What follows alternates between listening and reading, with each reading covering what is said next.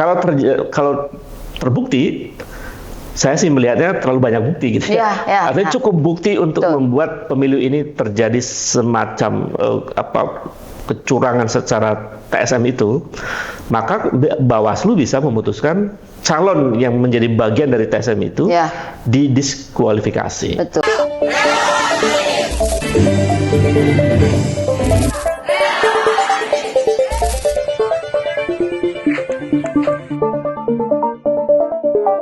Assalamualaikum warahmatullahi wabarakatuh.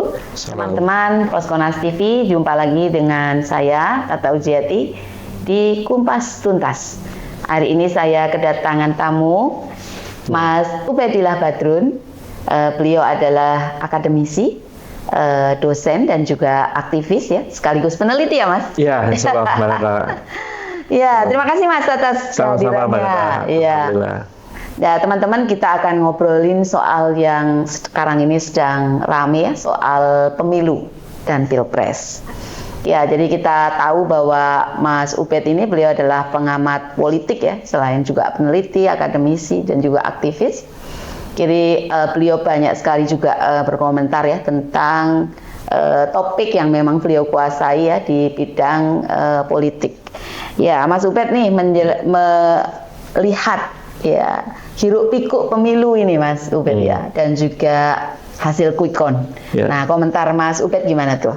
Ya, saya kira pemilu kali ini memang pemilu yang membawa persoalan yang sangat serius ya, karena diawali dengan proses yang kemudian disebut sebagai tidak etis begitu, dan quick count itu saya lihat memang angkanya luar biasa ya, di 01, 02, 03 dengan jumlah yang sangat jaraknya terlalu jauh gitu. Tapi saya mau kasih tahu pada publik bahwa quick count itu prediksi. Ya. Jadi karena kan dia prosesnya ada samplingnya. TPS itu jumlahnya lebih dari 800.000, lalu diambil sampel paling mungkin 800 TPS sampai 1.000. Jadi masih ada margin of error di situ. Karena ada margin of error, jadi memungkinkan ada kesalahan, kekeliruan, dan mungkin rentang batas atas batas bawah sekitar dua digit ya, atau 2 poin lah kira-kira. Nah, tergantung margin of errornya berapa.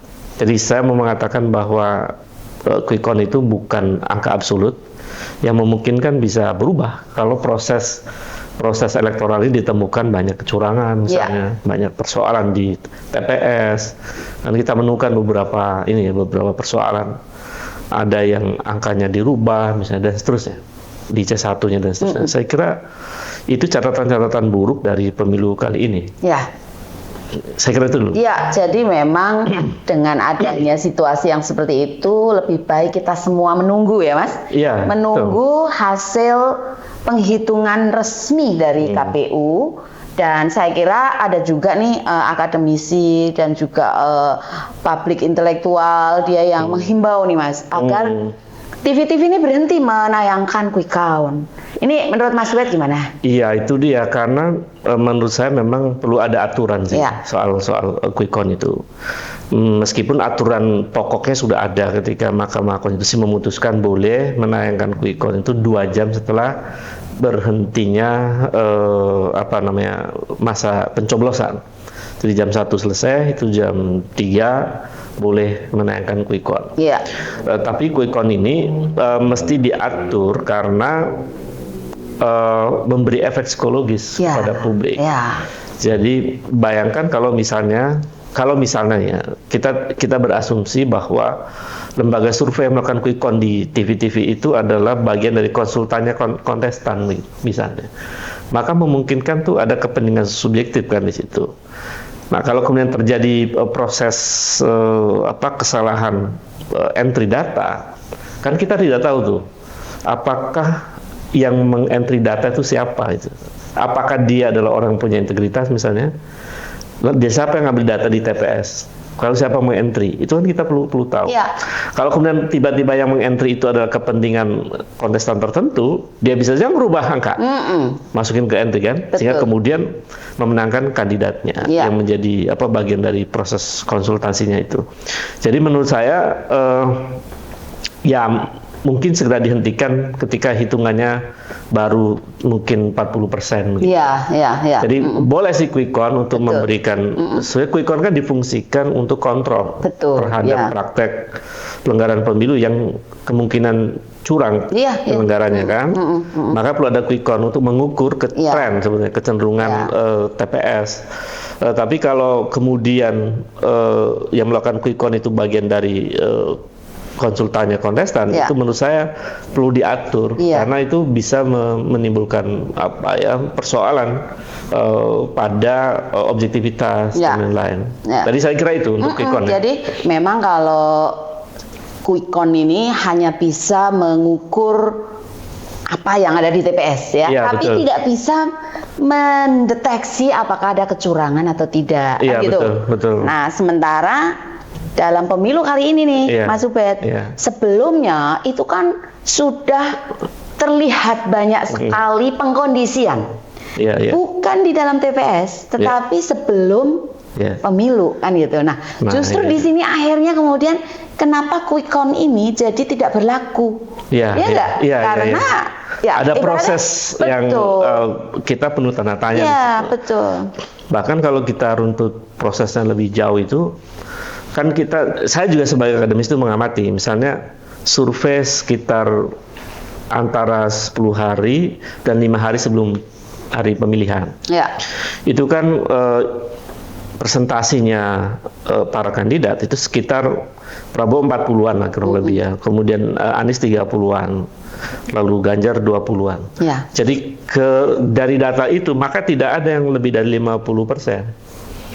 Nah, meskipun kemudian ada di terakhir sekitar 50, sekian persen ya, itu di tanggal 10 tuh ada, tapi belum, kalau pakai margin of error dia kan nggak nyampe gitu.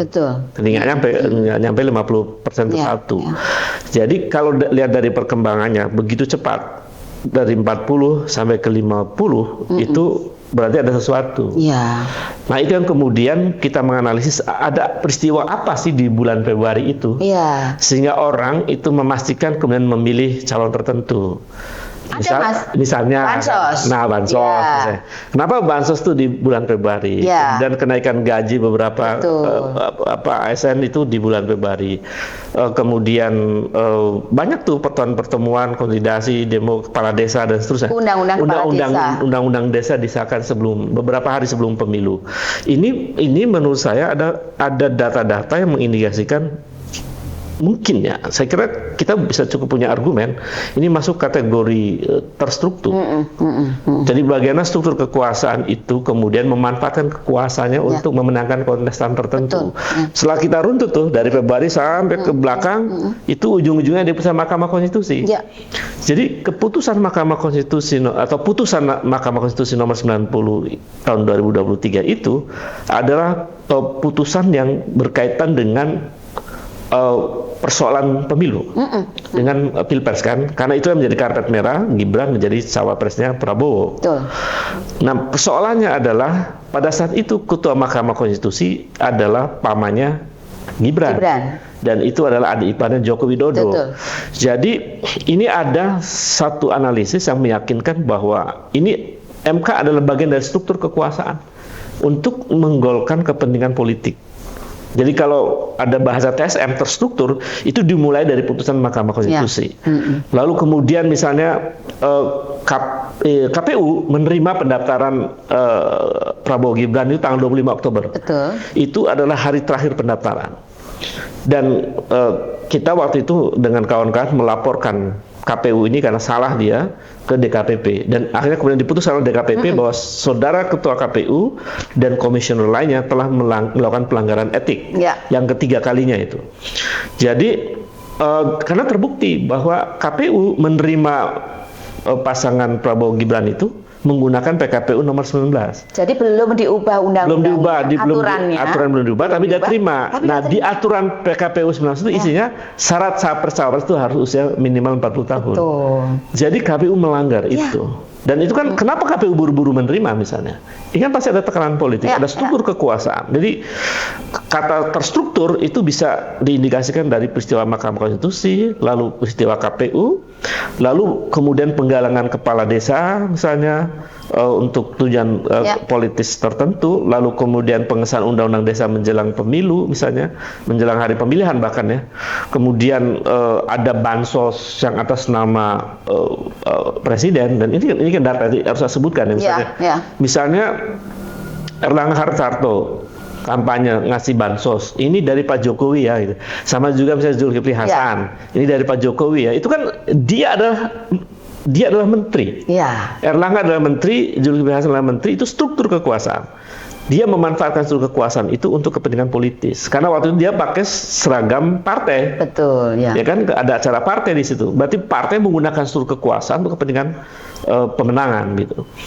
Jadi karena itu terlalu vulgar, jadi mudah dianalisis dan tidak bisa disalahkan juga saya menganalisis ke situ. Betul. Jadi terstruktur itu memenuhi syarat dengan sampai ke beberapa perilaku kepala desa, ada yang sampai ke tingkat RW RT kan begitu, ada melakukan satu operasi dari kepala desa dan seterusnya. Itu kan terstruktur. Jadi menggunakan struktur kekuasaan untuk kepentingan pemenangan. Itu memenuhi syarat sih dengan indikasi-indikasi yang tadi saya sebutkan. Belum bicara soal sistematis. Terstruktur, sistematis itu kan by plan. Betul. Jadi kalau kita lihat rangkaiannya sampai di ujungnya seperti ini, itu memang direncanakan. Betul. Gitu. Jadi sebenarnya kalau di hukum nih, saya kan orang hukum, ini ada yang namanya mens rea atau niat jahat, betul. Untuk menuju sebuah peristiwa atau peristiwa hukum nih, pelanggaran hukum, ini perlu dibuktikan nih ada mens rea-nya atau enggak nih, ada niat jahatnya apa enggak kan? Ini kan rangkaian. Jadi sebenarnya kalau di film Dirty Food itu kan merangkai fakta-fakta kan Mas Ubed ya. Betul. Ada fakta-fakta ini. Nah, perlu dibuktikan apakah kemudian ada pelanggaran atas peraturan. Nah, kalau pelanggaran atas peraturan sebenarnya sudah terbukti tuh. Dengan adanya terstruktur, sistematis, MK itu masih kan etik gitu. Itu berarti kan ada pelanggaran hukum. Kemudian KPU udah melanggar. TKP. Kemudian nanti kalau perkara ini dibawa ke Bawaslu kan di undang-undang kalau tidak salah Bawaslu buat aturan nomor 8 tahun 2018 itu isinya memang persoalan pelanggaran TSM. Jadi nanti pembuktian bahwa TSM tidaknya proses politik ini itu di Bawaslu. Nah disitulah menurut saya akan diputuskan apakah terjadi TSM atau tidak. Kalau terbukti, saya sih melihatnya terlalu banyak bukti gitu. Artinya cukup bukti untuk membuat pemilu ini terjadi semacam kecurangan secara TSM itu, maka Bawaslu bisa memutuskan calon yang menjadi bagian dari TSM itu didiskualifikasi. Betul ya. Jadi kalau dibuat ranking suara terbanyak Prabowo, kedua adalah Anies, ketiga adalah Ganjar, maka kalau yang Prabowo ini didiskualifikasi karena sudah melakukan pelanggaran, maka calon yang pemenang kedua itu menjadi presiden. Itu memungkinkan. Itu tergantung Bawaslu untuk mengambil keputusan. Kalau tidak begitu bisa saja misalnya ada pemilihan ulang dan seterusnya. Itu tergantung keputusan Bawaslu saya kira. Tapi proses ini harus, menurut saya sih saya sarankan kepada teman-teman yang ikut dalam kontestasi, kan saya sebagai akademisi saya menyarankan baik 01 maupun 03 membawa perkara ini dalam proses pengadilan. Karena terlalu vulgar dan ini pembelajaran penting. Jangan sampai pola-pola kekuasaan semacam ini di tahun-tahun berikutnya terulang kembali. Jadi kalau ini tidak diproses secara hukum, ini berpotensi akan diulangi oleh siapapun yang berkuasa. Maka harus jadi pembelajaran. Siapapun penguasa yang berupaya untuk melakukan TSM dalam pemilu, dia harus dihukum. Harus dihukum. Dan momentumnya sekarang saya kira. Jadi jangan hanya ngomongin soal hasil penghitungan suara di TPS ya. Karena kalau cuma ngomongin hasil di TPS itu kan paling pencoblosan sebelum, Iya. kemudian ada kesalahan penghitungan di Iya. rekapitulasi. Betul. Sirekap itu kan sebetulnya tidak menjadi satu data hukum. Ya. Karena dia hanya sebagai kontrol terhadap real count yang nanti akan dibuat oleh KPU. Ya. Meskipun dalam sirekap itu banyak Ya. persoalan kan, Betul. karena data yang dirubah Ya. dan seterusnya dan Ya. seterusnya. Nah, saya melihat justru yang penting itu bukan pada data itu, karena kalau data diperkarakan ke Mahkamah Konstitusi misalnya, paling mungkin itu ada PSU, Ya. pemilihan suara ulang di beberapa TPS Ya, gitu. ya. Dan itu tidak Dan akan berdampak apa-apa. Berdampaknya terlalu kecil. Betul. Di dalam beberapa kasus itu Mas Ubed, PSU itu justru yang menang itu adalah orang yang sumber daya uangnya paling banyak. Betul. Siapa yang punya resources yang Paling besar, besar, di situ PSU yang di situ yang menang. Dan Betul. itu kasusnya empirik kan di Ya, beberapa daerah betul, ya. Saya kira memperkarakan soal TPS ke Mahkamah Konstitusi itu boleh, nggak apa-apa dilakukan sebagai sebuah pembuktian kejahatan pemilu ya. Tapi itu tidak akan menjamin merubah angka. Karena penguasanya masih punya intervensi di Ya. situ. Dan sumber daya mereka cukup besar begitu.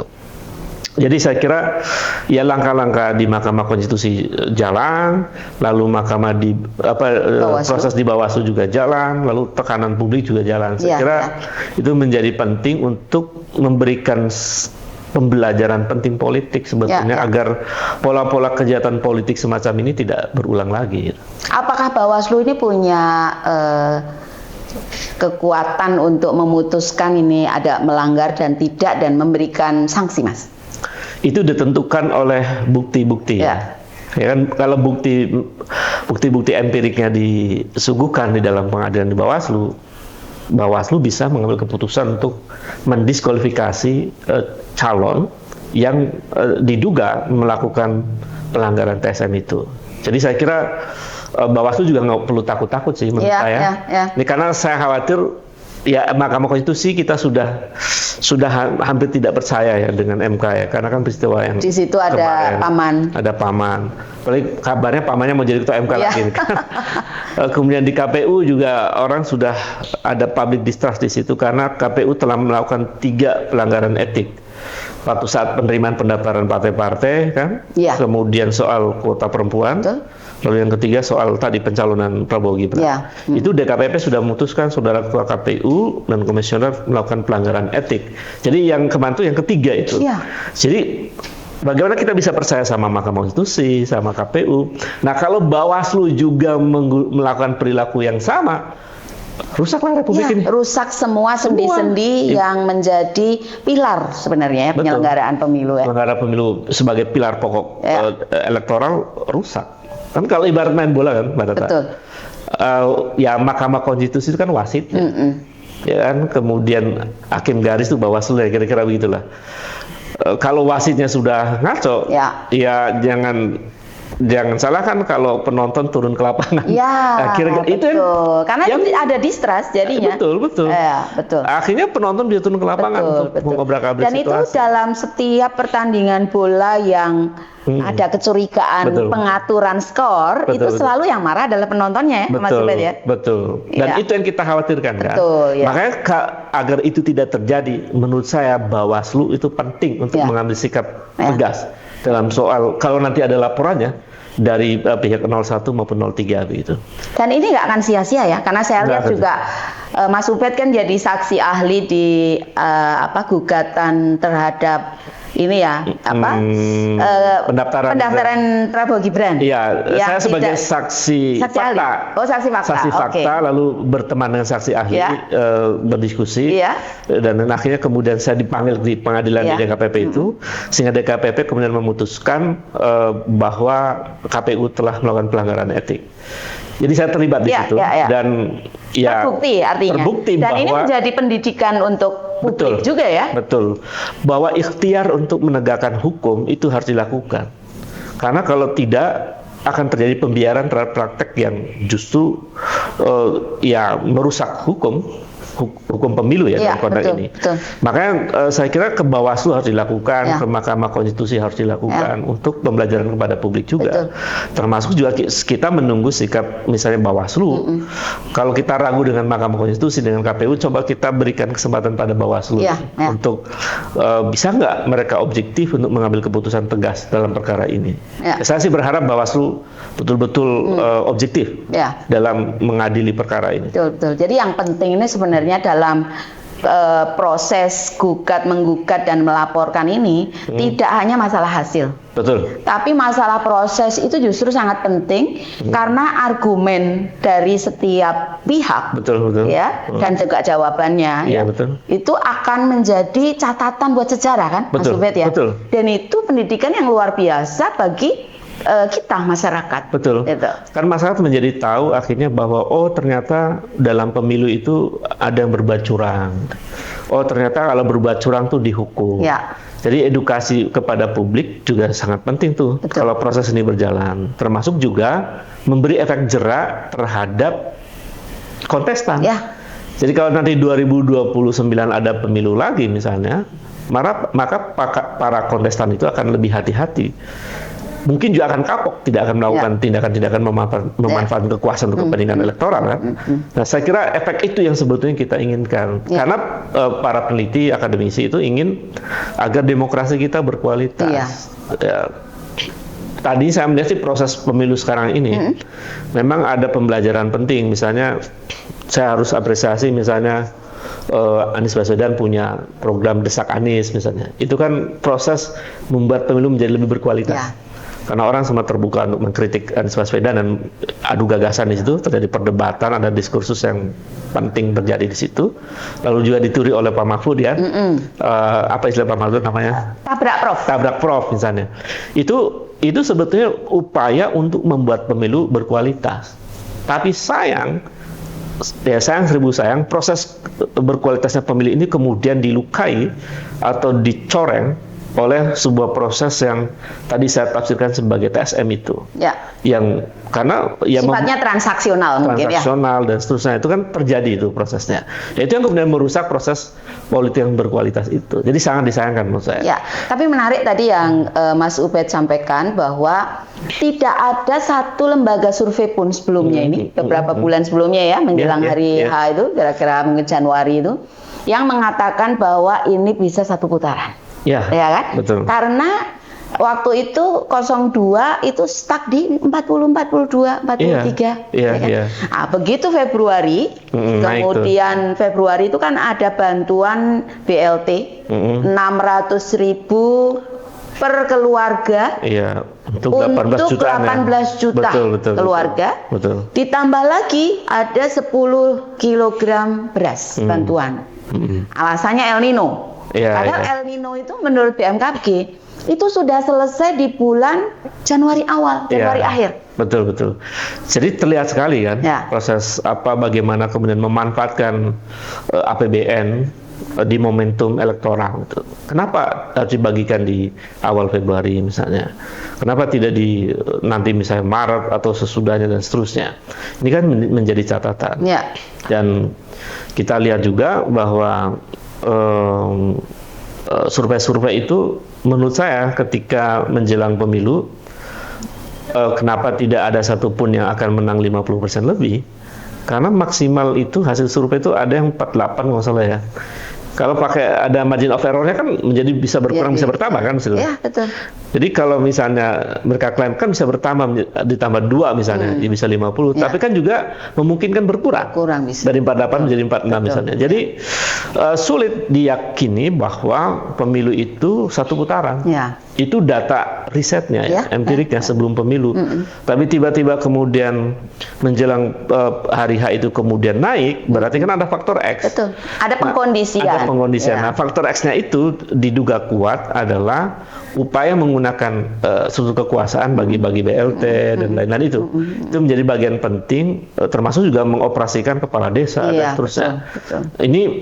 Ini analisis ya. Saya kira saya merdeka untuk berbicara itu karena ternyata ada proses politik terjadi di DPR menjelang hari pemilihan, undang-undang desa disahkan ya. Ini kan sesuatu menurut saya yang bisa dianalisis dalam konteks hubungan antara satu peristiwa dan peristiwa yang lain. Karena juga beberapa kali juga ada pertemuan nih antara kepala desa dengan kandidat ya, 02 terutama. Jadi waktu itu kalau nggak salah ada pengumpulan di Bandung apa ya? Ya kan? Dengan kepala asosiasi kepala desa. Kemudian waktu Mas Gibran ke Maluku kalau nggak salah dia ada pertemuan juga dengan kepala desa. Nah, ini ada juga indikasi ke situ kan ya. Dan itu menjadi bukti sebetulnya. Pertemuan kandidat 02 baik capres maupun capres dengan kepala desa itu kan bukti yang tidak bisa dibantah bahwa mereka melakukan pertemuan dalam rangka apa. Meskipun dalam rangka ngopi, tetapi karena dia adalah calon presiden dan calon wapres, dia memberi pengaruh politik. Itu kan mestinya dihindari dan itu tidak boleh dilakukan oleh seorang kontestan. Jadi kalau lihat data-data itu, bukti-bukti ya, saya sih meyakini bahwa sangat rasional kalau peristiwa pemilu ini dikaitkan atau dimasukkan dalam perkara TSM itu. Terstruktur, sistematis dan masif dan terlalu banyak bukti juga untuk membenarkan analisis itu gitu. Tinggal kan nanti perdebatan hukumnya di pengadilan dong. Sejauh mana, sekuat apa argumen para pembelanya untuk membantah gugatan atau tuntutan TSM ini kan. Dan sejauh mana juga yang menggugat atau yang mengajukan itu punya argumen kuat tentang TSM itu. Kalau lihat data-data itu, menurut saya akan lebih kuat argumen yang menggugat itu, yang memperkarakan. Ini bisa nggak sih disebut sebagai mungkin ada potensi ya penyalahgunaan kewenangan jadinya kan? Iya, saya kira kan terstruktur itu bagian dari abuse of power kan. Betul. Jadi penyalahgunaan kewenangan itu terjadi sejak awal. Betul. Sejak peristiwa Mahkamah Konstitusi, kemudian KPU dan seterusnya. Menurut saya itu bagian dari penyalahgunaan kewenangan. Dan penyalahgunaan kewenangan ini sebenarnya sudah ada aturan hukumnya bahwa ini adalah perbuatan pidana, melanggar hukum. Melanggar hukum. Termasuk itu kan ada undang-undang juga yang undang-undang yang anti korupsi, nepotisme. Nomor 8 tahun 99 itu. Betul. Larangan untuk bagi penyelenggara negara untuk memanfaatkan jabatannya untuk kepentingan ini. Kalau ditarik ke undang-undang itu, kena. Betul. Termasuk presiden, itu kena melanggar undang-undang itu. Termasuk juga ada TAP MPR yang 98 itu tentang pemerintahan yang bersih, yang bebas dari korupsi nepotisme. Jadi kalau ditarik ke situ kena. Apalagi misalnya presiden waktu itu mengatakan bahwa presiden boleh berpihak, presiden boleh kampanye. Dan itu ngomong, berbicara, di sampingnya ada calon presiden. Di belakangnya tentara itu. Bicaranya juga di tempat tentara, di bandara tentara. Itu menurut saya sesuatu yang sangat tidak etis dan tidak sadar hukum. Presiden salah di situ karena itu masuk kategori itu penggunaan penyalahgunaan kewenangan seorang presiden. Jadi itu masuk dari terstruktur. Terstruktur. Jadi terlalu banyak bukti-bukti terstruktur itu menggambarkan bahwa memang ini ada upaya terstruktur untuk memenangkan calon tertentu. Tapi saya gembira nih kemarin juga ada berita yang menjelaskan bahwa para pihak nih dari 01 dan 03 itu merasa bahwa ini memang terlalu banyak kecurangan dan pengkondisian menjelang hari H dan ingin agar ini diseriusi.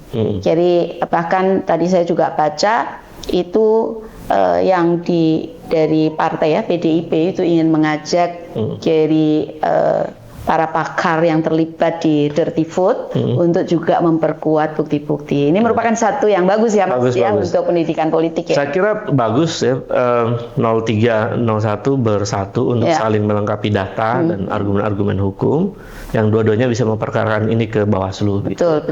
Dan kalau itu dilakukan, misalnya terbukti bahwa TSM itu terjadi, kemudian terbukti bahwa saudara presiden melakukan pelanggaran penyalahgunaan wewenang, itu bisa justru ini pintu impeachment sebetulnya. Ya. Karena dia mengkhianati kepentingan negara kan. Negara mau pemilu berkualitas, dia malah curang, kira-kira begitu.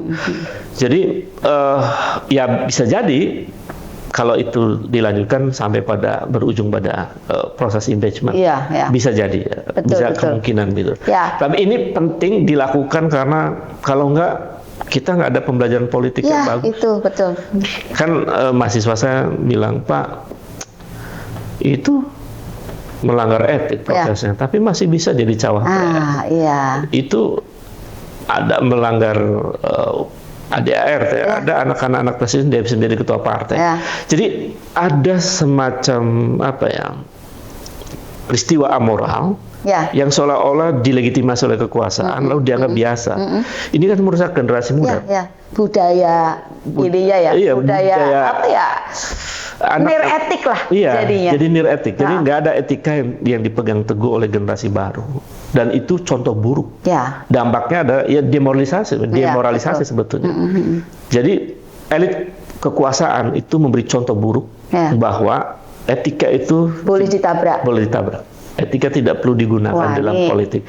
Itu kerugian besar buat bangsa ini. Very corrupted sebenarnya betul, untuk bangsa kita ini sangat menyedihkan. Mas Ubed kan terkenal sangat kritis juga ada beberapa kasus ya. Nah ini sebagai seorang aktivis dan juga seorang akademisi yang vokal ya, Mas Ubed ini sering dapat intimidasi ya Mas? Ya sering. Jadi kalau di medsos kan ya banyak ya, banyak ya, ada yang ngebully, bahkan ada yang mengancam membunuh kan.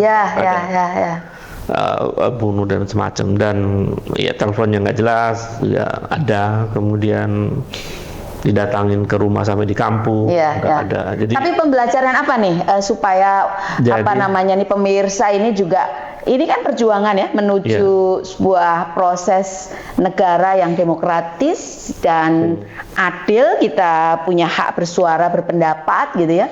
Nah ini supaya kita mendapat pembelajaran nih dari Mas Ubed. Pertama, speak up itu atau ya berbicara secara terbuka itu adalah hak yang dijamin oleh konstitusi kan. Bahwa setiap warga negara berhak untuk menyatakan pendapat, berserikat, berkumpul dan seterusnya itu. Jadi argumen pokok kita adalah konstitusi sebetulnya. Mengapa kita berbicara? Yang kedua, yang kita sampaikan kepada publik adalah rasional. Jadi ada argumen yang kokoh, kemudian based on data. Jadi sepanjang kita argumennya kuat, lalu basisnya data, lalu perspektifnya saintifik begitu, sejauh yang saya lakukan aman. Jadi tidak perlu takut. Jadi begitu kita menemukan datanya valid, ungkap dengan cara yang argumentatif ya, cara saintifik, cara santun lah ya. Kan tidak harus saya menggunakan kata-kata kotor kan. Tapi bahwa dengan argumen yang kuat kita bisa membuktikan bahwa ini persoalan serius begitu. Dan ini pembelajaran penting. Kenapa? Karena kalau kekuasaan yang korup, kekuasaan yang otoriter, yang absolut tidak dikritik, itu bencana besar buat bangsa ini. Jangan dikira bahwa itu tidak ada hubungan dengan ekonomi. Kan ada data yang diteliti oleh World Economic Forum kalau tidak salah, bahwa investor itu malas investasi kepada negara yang korupsinya merajalela. Investor itu malas investasi pada negara yang tidak demokratis. Jadi sebetulnya mengapa kita juga membangun demokrasi agar berkualitas, agar civilized dalam proses berpolitik, karena itu juga dampaknya kepada ekonomi. Sehingga investor itu mudah ya, kita menjadi ramah dengan investor, kemudian pasti ada penciptaan lapangan kerja. Jadi Gen Z itu diuntungkan kalau negara kita demokrasinya berkualitas. Tapi kalau demokrasi kayak gini, acak-acak begini, Gen Z yang paling dirugikan. Nggak bisa berkreativitas mau dia ya, karena dikit-dikit dibatasi, dikit-dikit nggak boleh, dikit-dikit takut di penjara. Jadi memang ini perjuangan kita nih Mas Ubed, semuanya, terutama Mas Ubed sebagai seorang guru, seorang pendidik, ini punya kewajiban moral nih Mas untuk membuat situasi ini. Jadi yang membuat akademisi, guru, dosen kan guru juga ya sebenarnya, akademisi dan para ilmuwan itu mengapa semuanya berbicara ya, seperti para profesor kemarin, itu sebenarnya kita udah pada punya kegelisahan. Hampir semua ya Mas? Semua. Universitas ya? Lebih dari 100 dengan swasta ya. Luar biasa. Lebih dari 100 kampus berteriak. Itu artinya ada persoalan serius bangsa ini. Dan kita bersyukur para akademisi, para profesor masih menempatkan nurani dan akal sehatnya dalam situasi politik yang kacau ini. Saya kira itu. Mudah-mudahan mahasiswa dan semua masyarakat juga menggunakan akal sehatnya melihat situasi sekarang. Saya merinding nggak ya? Karena memang ini juga kelihatannya concern semua dari terutama para guru besar, para profesor, para dosen ya, yang mereka tuh punya nurani, objektivitas, nilai-nilai objektivitas dan kepedulian yang luar biasa terhadap bangsa. Sehingga kita berharap bahwa semua orang nih tidak boleh takut dan tidak boleh berhenti ya berusaha berjuang. Dan tentu saja apabila masih menemukan hal-hal yang berkaitan dengan kecurangan, bukti-bukti dan sebagainya, tetap semangat untuk melaporkan ke Bawaslu secara langsung maupun ke lembaga-lembaga pemantau pemilu yang sekarang ini sudah ada. Dan tentunya kita berharap bahwa baik itu pihak partai-partai yang berkompetisi maupun capres juga tidak akan berhenti di sini ya Mas ya. Ini sebagai pembelajaran untuk demokrasi, sehingga kita amat berharap bahwa nanti akan ada selanjutnya, tahap selanjutnya untuk menjadi bahan pembelajaran buat kita semua. Ya teman-teman, terima kasih banyak Mas Ubed atas obrolannya. Kita senang sekali tadi ngobrol dengan sangat dalam ya dengan Mas Ubed, gagasan-gagasannya kita belajar sangat banyak. Demikian teman-teman, kalau ada yang ingin dikomentari silahkan tulis. Dan jangan lupa like, share, dan subscribe. Wassalamualaikum warahmatullahi wabarakatuh. Sampai jumpa. Assalamualaikum warahmatullahi wabarakatuh.